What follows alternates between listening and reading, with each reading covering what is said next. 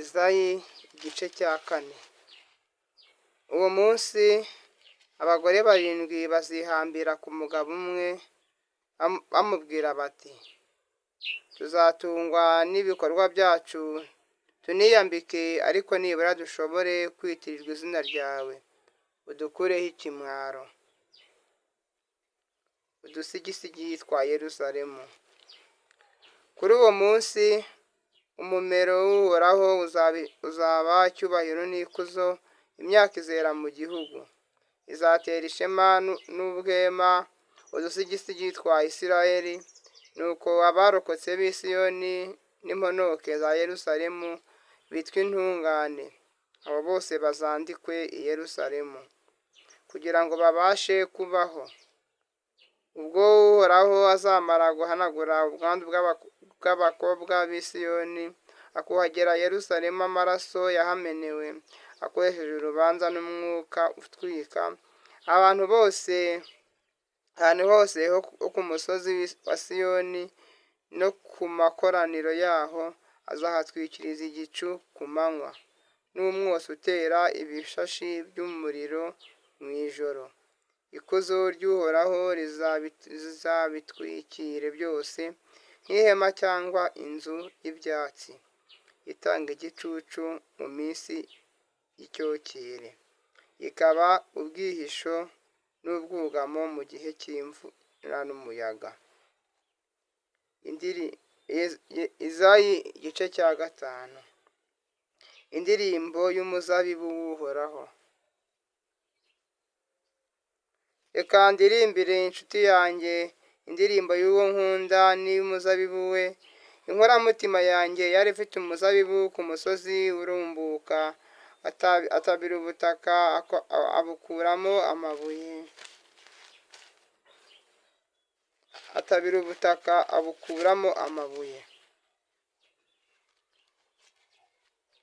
Ashura umunyamaboko udakumirwa.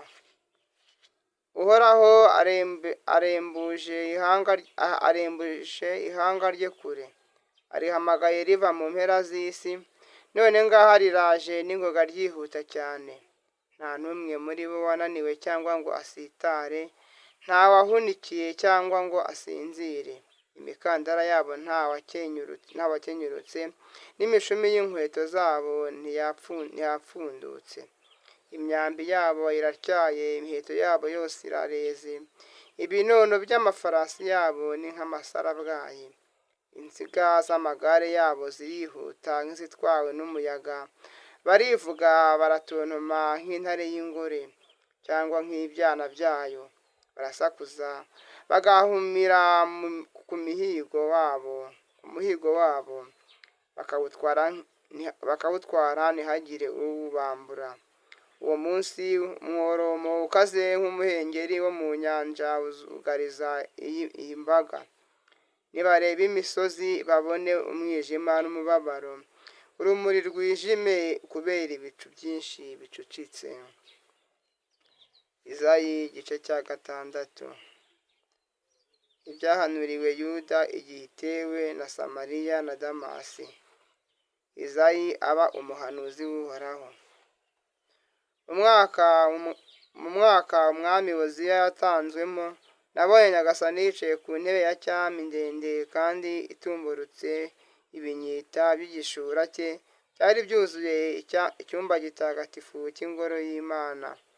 Abaserafimu bari bahagaze hejuru ye, bafite umwe amababa 6, 2 yo gukingira uruhanga, yandi 2 yo gutwikira ibirenge, n'2 yo kuguruka.